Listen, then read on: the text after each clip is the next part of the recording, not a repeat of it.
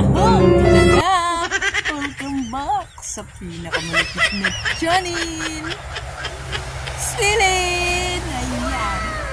Andito kami ngayon. Kasama ko si Sibyo, si Roby, at si Esperanza. Dito kami ngayon sa farm ni Sir Pedro. Ayan. Isang na namang challenging sa trabaho ang paghahakot ng niyog.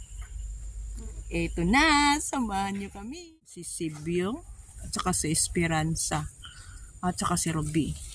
Ayan. So very challenging dahil napakaputik ng lugar na ito. Ayan. Mahihirapan si Esperanza. Ayan. Nakasakay na si Sibyo sa kariton. Hello guys! Karing hapon sa tanan. Nayan na punta dire sa area ni Pedro Pindoko.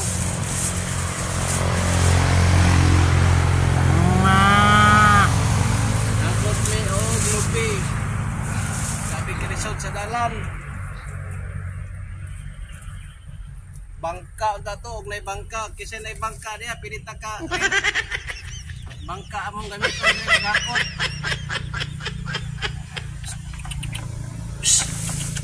Simula na ang trabaho.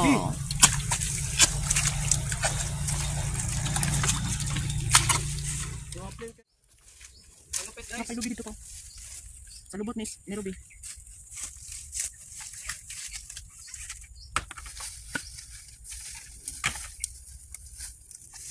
Ang lupit ng area guys.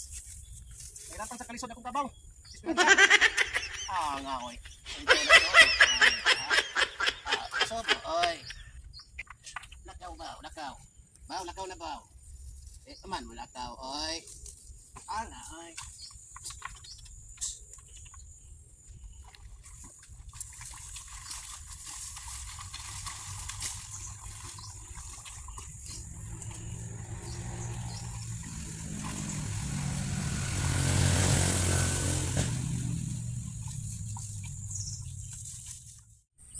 Ito na po yung unang pagsubok na aming haharapin ni Sibyo dito sa farm ni Sir Pedro na kailangan po naming manambak ng mga palwa ng niyog para may madaanan si Esperanza. Dahil super putik po talaga ang daanan kaya gumawa po kami ng ibang shortcut na hindi masyadong maputik. Kaya naghakot kami ng palwa ng niyog na itambak dito sa may kanal para mas dito hindi mahihirapan si Esperanza na dumaan. Unang pagsubok po ito. Gumagawa si Sibyo ng ibang daanan kasi kawawa si Esperanza. Pag doon kami magdaan sa kabila, medyo malayo. Tapos meron ng karga ng mga niyog yung kanya kariton. Ayan. Kawawa si Esperanza. Gumawa kami ng daan na bago na medyo malapit sa pugon. Ayun yung pugon. Ito po yung kanal na tinambakan namin ni Sibyo ng mga palwa ng niyog. Ito po, malapit na pong matapos. Kunti na lang po para makadaan na po yung aming kariton na may karga ng mga niyog. Ayan! Ayan! Dahil kulang pa pala ang palwa ng mga niyog na aming tinambak, kaya more palwa pa. Kaya ganun, hakot tayo muna dahil medyo malalim po talaga ang kanal na ito. Kaya kailangan ng maraming palwa ng niyog para itambak. Ayan, naghahanap pa ako ng mga palwa. Kung kulang pa, ayan. Binibidyo ko si Sibyo dahil kulang pa talaga para bago makadaan yung karito namin is okay na talaga, dili na malubong ang aming kariton. Pak, ganun po. Pak, ganun. Tapos na ang pagtambak ng mga palwa ng niyog. Ito, sinubukan na ni Esperanza kung yakang-yakan niyang hilain ang kariton na may laman ng niyog. Hindi na namin pinupuno ng aming kariton. Ayan, kayang-kaya pala ni Esperanza. Yes. Ayun, hila pa more. hilahin mo, Esperanza. Pak, ganun. Kayang-kaya pala ni Esperanza. Ganun po. Ayan si Ruby. Ayan, pinapahinga muna ni Sibyo si Esperanza dahil parang binigay ni Esperanza ang lahat ng kanyang lakas dito sa eksinang ito. Ang pagdaan niya sa malalim na kanal. Yan. Pak, ganun. Ayun, hinatid na ni Sibyo ang mga nyog na aming nahakot at sa awa ng Diyos at nakarating din sa pugon at ibinababa na ni Sibyo yung lahat ng mga nyog na nahakot namin. Hindi na ako sumama doon dahil grabe talaga ang putik. Malalim po talaga, para po talagang chocolate. Pag tinapakan mo po, pati butas mo ay sasalom, pak, ganon. Ayan, yan ang nangyari sa mga bunga ng nyog dahil sa grabe ng putik, yung nagpundo ang mga tubig sa puno ng nyog. Sayang po, nasisira po talaga ang mga nyog. Ganon po yun, kawawa din po ang mga nyog. Another tambak. Dahil super lalim ng kanal, hindi makadaan si Esperanza. Grabing pagsubok. Pero kakayanin pa rin. Laban Japan! Dahil natapos na doon sa kabilang block, ito na naman. Dito na naman kami dadaan. Another pagsubok, another challenging trials na naman na magtatambak na naman kami ulit. Dahil kung doon pa rin kami dadaan sa tinambakan namin, medyo malayo na siya. Kaya dito sa block na ito ang pinakamalapit. Kaya gagawa ng paraan, magtatambak na naman tayo ulit. Medyo matagal ang hakutan dahil sa pagtatambak, pero kayang-kaya. Kumbaga nga, habang may buhay, may pag-asa. Diba, Esperanza? Nga. Ayan si Esperanza. Ayun si Robe. Diba, Robe? Mura tagbuang ani. Yan. Dahil sa mga hakutan ng palwa ng nyog na gikapoy na si Swilin, si Sibyo na lang ang nagtrabaho sa paghakot. Dahil dito, medyo hindi naman masyadong malalim. Ito po yung pugon. Dahil sa araw na po ito ay isang huling hakot na ito at bukas na naman po ulit. At yung mga lumang mga bunot ay pinagsigahan na muna ni Sibyo. At bukas na naman ulit babalik para tapusin ang paghahakot. Dahil hindi pa tapos, ito pa yung unang araw na aming paghahakot dito sa farm ni Sir Pedro. Ayan, binababa ni Sibyo ang mga nyog at binibilang. Dahil dyan po nagmamatter ang aming sahod. Dahil per libo is 500 pesos. Ganon. Is 100 pesos.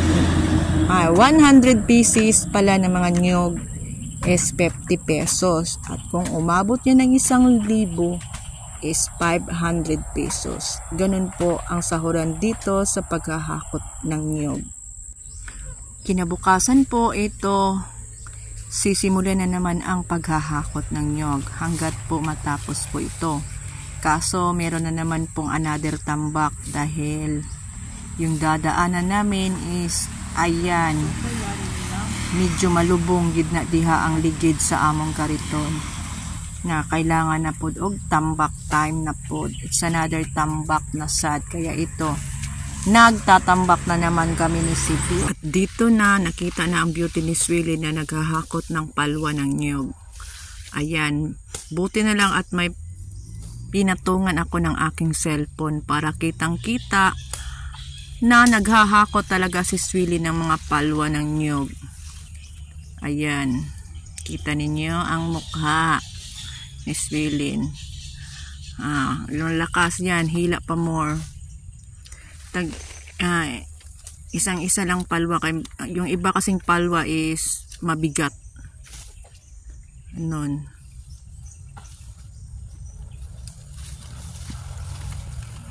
Dito kasi obligasyon ng tighahakot ng niyog na ikaw nang gumawa ng paraan para makadaan yung kalabaw mo, yung kariton mo. Kaya kami ginagawa namin ng paraan na hindi rin mahihirapan si Esperanza. Ayan, si Esperanza, hindi namin medyo pinupuno yung aming kariton. At ito na yung mga palwa na aking hinahakot. Ito, si Sibyo na ang maglagay doon sa kanal. Siya nang mag-arrange para hapsay ang agianan ni Esperanza. Ayan, go, go, go, Esperanza! Ayan, yakang-yakan ni Esperanza. Yan, ayan. Oops. Dito kasi na area, mga isang, dalawa. Yung dalawa na inoopera na maghahakot dito, hindi na sila bumalik at naghakot. Dahil sabi nila, malapit daw mamatay yung kanilang kalabaw dito. Kaya tinanggap namin ang offer na ito. Buti na lang may pambili ng bigas at konsumo. Pero hindi pa talaga kami nakahakot dito. This is our first time. Agoy, dito na kami sa gitna. Parang lumalalim yung tubig. Natatakot na ako, baka mahirapan kami. Ayan, nakita ko yung mga kanal. Lalong lumalalim ang tubig. Lagot nito, napasubo kami dito sa hakutan na to. Oh my God. Ikaw na lang bahala sa amin, Lord, sa paghakutan na ito. Dahil natakot na ako, dahil lalong lumalalim yung tubig. Baka hindi makayanan ni Esperanza. Lagot na. Yan, nakikita ko ang mga putik parang, naku, baka ang gulong ng aming kariton. Pag dumaan dyan, ang aming kariton, naku, baka mahirapan. Patay na, lagot na. Asa manghustisya, ani. Lord, gabayin taon mi diri dapita. Medyo napasubo may ani. Basta manalig lang. Tuloy ang labanan. Ayan, sumakay na lang muna kami sa kariton dahil medyo malayo pa yung aming hahakutan. Tapos may tubig. Kinakabahan na nga ako dito sa time na ito. Kasi parang lalo kaming lumalayo. Parang pataas ng pataas yung tubig. Napasubo talaga kami sa offer na ito. Yung nga dahil wala kang magawa, dahil wala kang pangsaing na bigas. Ayan, patay. Pandamay na ni. Napasubo. Yun, pagbaba ko sa kariton, agoy, nakita ko patay. Wala namang, kunti naman lang ang lupa dito. Puro naman talaga tubig. Tapos yung butas mo, yung butas means boats, nalalapawan na ng tubig. Mas mataas pa talaga yung tubig at saka yung putik, lagot na. Pagtapak mo dyan, agoy, buti na lang hindi umabot sa puwet yung tubig. Ayan palalim ng palalim yung tubig. Agoy, kinakabahan ako dito dahil baka merong lenta or leech. Tapos, nakita ko sa mga tubig, maraming isda. Lagot na to, pandamay na ni. Napasubo talaga kami sa pagtanggap ng offer na ito. Sa hakutan na ito. Ito talaga ang pinaka the best challenging na hakutan namin ni Sibyo. Dahil tinanggap namin ang offer na ito, hirap din naman naiiwan namin ang trabahong ito tapos hindi namin tatapusin.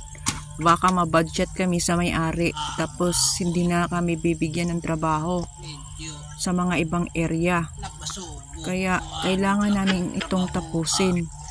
Yung mga ibang video, hindi ko na video lahat dahil mahirap mag-video dito, baka mahulog yung cellphone mo. Kaya nanalig na lang ako na matapos namin ito. Ganan! Ayan.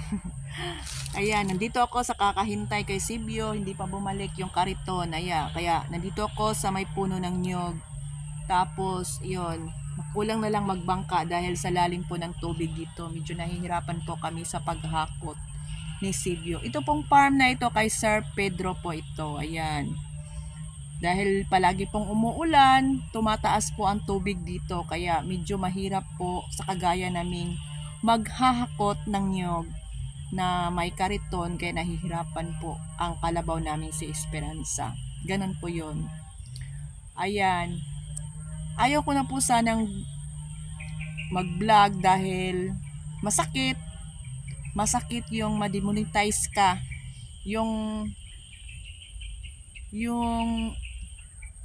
kahit ano na lang kasi ina-upload mo na video, hindi mo pala alam na labag pala yun sa community guidelines ng YouTube. Ganun po yun. Kaya ito, nag-i-enjoy pa rin sa pag-a-upload at tuloy pa rin ang laban. At saka isa pang masakit na bad news, yung FB page po ni Swilin Ilonggang Bisaya is nahack din po. Pati po sahod ko nandun po sa hacker. Kaya shout out po sa isang hacker. Ayan, sana mabusog ka sa sahod ko na inangkin mo na hindi naman sa'yo. Hindi mo naman yun pinaghirapan. Ganon. Sana mabuhay ka. Ayun, masakit no? Medyo malungkot.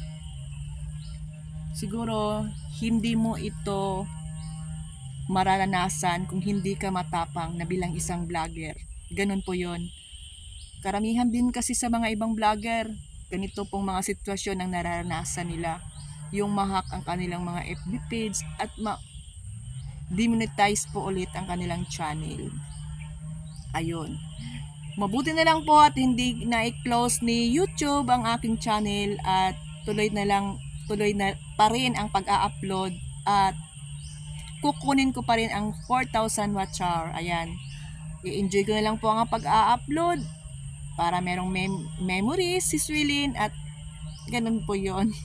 Enjoy na lang po ang buhay para masaya. Ayun. Wala kasi ako magawa. Kanina pa ako dito. Kaya gusto ko magtanong, ano kayang prutas ito? Ayan o. Ito. Ano kayang prutas ito?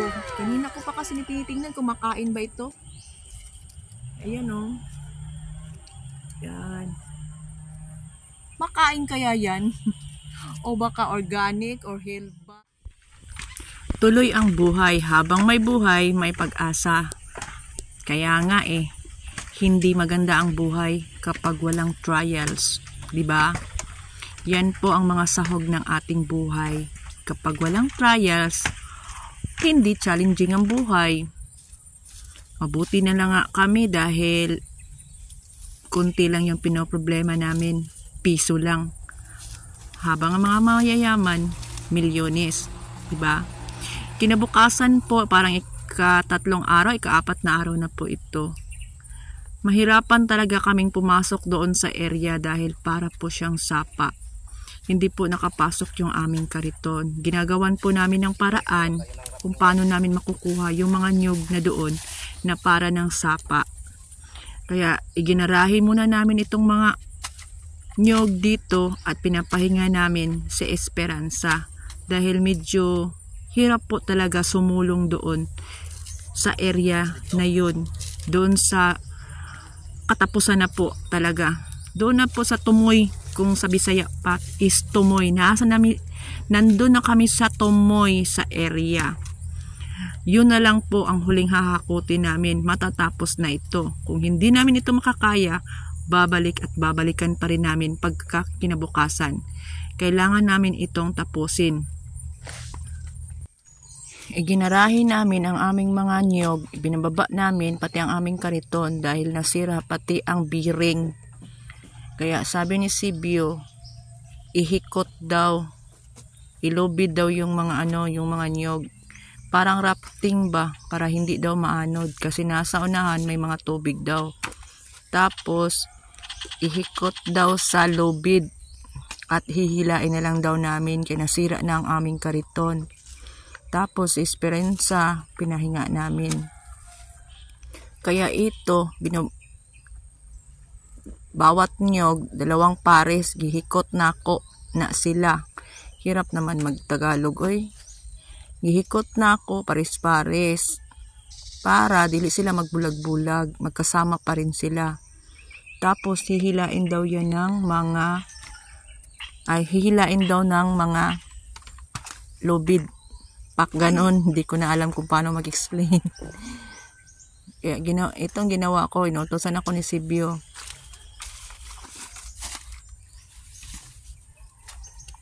Tapos ito, hihilain daw namin, kaya nasira kasi yung aming kariton. Ang sahod namin, igo radyod ni pampalit og biring ani ron. Guba ng biring sa among kariton. Kaya ito, pero naisip ko, pero mahirapan man kami oy. Kaya ito, sinubukan ni Sibyo kung kayang-kaya ba naming hilain sa tubigan. Ito, nilagay na ni Sibyo sa lubid at hihilain na lang namin papunta sa pugon. Yung mga niyog. Try and try until you die daw. Hindi namin natapos ng umaga na yon. Umuwi kami ng tanghali at ito binalikan namin dahil bumili pa kami ng biring dahil napakahirap talaga kung hihilain namin ang mga niyog at hirap din ang dadaanan. Tulad nito oh. Yan, yung mga nanlutaw na mga niyog. Hirap, kaya ito pagkahapon binalikan namin dahil okay na yung aming kariton. Nagsii kami sa aming amo para pambili ng biring, kaya nagawa agad ni Sibyo. Kaya ito okay na aming kariton. Gamit na ulit ni Esperanza at sabay ligo na si Esperanza dito. Kahit ganito yung mga tubig dito, alam niyo bang maraming isda dito? Buti na lang at walang linta. Kasi ngilngig kayo na ay linta. Takot ako sa linta. OMG.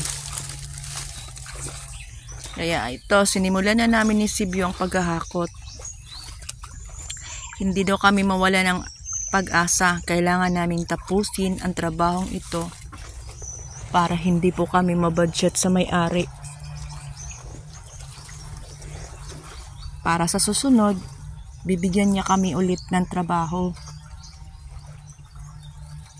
Kaya ito, tatapusin namin ito hanggang matapos. 'Di ba, Esperanza, Sibyo?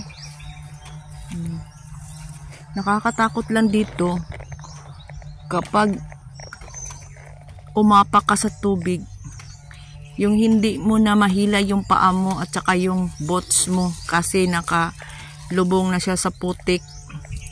Yun lang ang nakakatakot dito, tapos matumbak ka, masalong ka sa tubig kasi yung tubig, parang natatakot din ako sa tubig kasi kulay itim. Iwan ko kung malinis ba ito o marumi. Kasi hindi siya running water. Yung nakatupundo lang siya ba. Dapat nakadrain ang tubig na ito. Kaya syempre, sasabi natin hindi siya malinis. Pak, ganon. Kapag napuno na yung kariton, hinahatid na ni Sibyo ang mga nyog sa pugon at iniiwan niya na lang ako dito sa gitna ng nyugan, dito sa may puno ng nyug na may lupa, at hinihintay ko na lang si Sibyo sa kanyang pagbabalik. At kapag napuno na naman ulit, ihahatid na naman niya at babalik na naman siya. Ganun lang po yun at paulit-ulit hanggang sa maubos namin lahat ng nakatapok dito na mga nyug. At mabilang namin lahat kung ilang piraso, lahat-lahat ng mga nyug. Ganon po yun. Minsan po nakakatakot dahil ikaw lang mag-isa ang nasa gitna ng nyugan. Wala kang kasama. Yung mga jotot lang ang kasama mo. Ganon yun. Ang ingay ng mga manok. Pak, pak, pak, pak, tok, togaok. Ay, nako, kainis na mga manok na ito. Ganun lang po ang paghahakot. Kaya lang po, hindi po namin pinupuno talaga yung aming kariton. Pakunti-kunti lang po ang laman. Kasi hirap kasi si Esperanza sa paghila kapag mabigat na po ang laman ng aming kariton. Ganun po yun. Tapos, ihahatid na naman, babalik na naman si Sibyo. Medyo malayo po. Maghihintay ka, 30 minutes kang nasa gitna ng nyugan at babalik at paulit-ulit. Ganun lang, parang naghihintay ka na hindi ka siguradong babalikan ka ba niya dahil napunta na pala siya sa iba. Agoy, ang sakit naman nun. May kasama pang pahugot. At kinabukasan ng hapon. Ayan. Hakot na naman kami po. Sige, yung hapon ito. Isang magandang hapon po. Yan, ang paligid.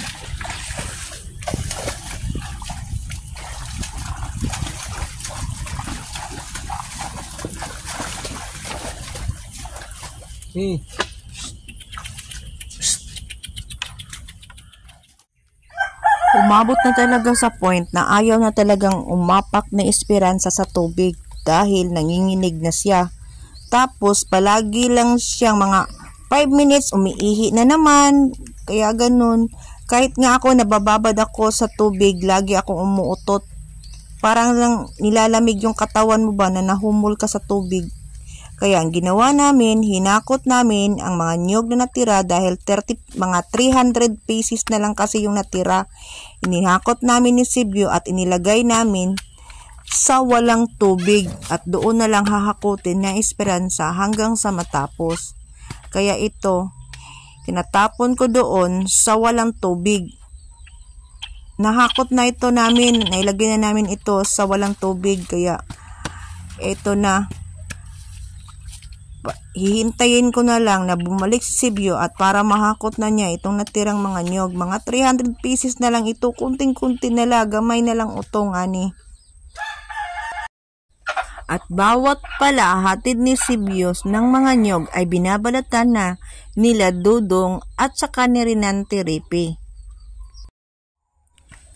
Ito na yung huling-huli at kunting-kunti na lang para matapos na yung trabaho namin. Ayan, tinatapon ni Sibyo at kukunin ko yan. Ilalagay ko yan sa lupa na walang tubig.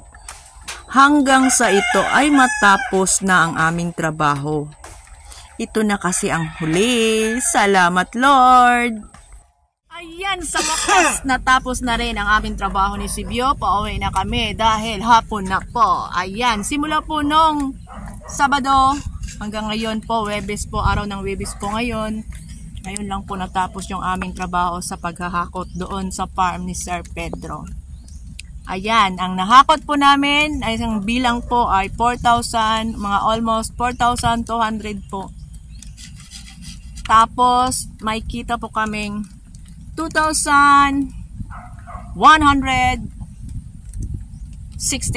Ayan. Kaso may CE kaming 2,000 kaya naging 168 na lang po yung aming nakuha. Hanggang niya. Ganun po. Ayan si Sibyo po. Ayan. Sibyo the Great. Ayan. Umuulan na po. Ayan. Ang aking pinakagwapong asawa. Si Sibyo the Great. Walang kokontra. Ayan. Umuulan na po. Ayan si Robby. Maraming salamat sa iyo, Robby. At saka Esperanza sa iyong serbisyo sa awa ng Diyos. Natapos rin ang ating trabaho. Yan. At maghahanap na naman kami ng ibang trabaho para meron na naman kaming pagkakitaan. Ganito po ang buhay dito sa buhay probinsya po, sa buhay magsasaka. Ganon po ang buhay namin dito. Ayan. Don't forget to like and share and then comment down po at paki-subscribe naman po. Ayan, umuulan na. Lagi na lang umuulan dito. Ayan. Ayun po, magpapaalam na po si Swilin. Maraming salamat po. God bless us all. Thank you. Dahil natapos na po ang aming trabaho. Tulad. Yaha! Bye-bye!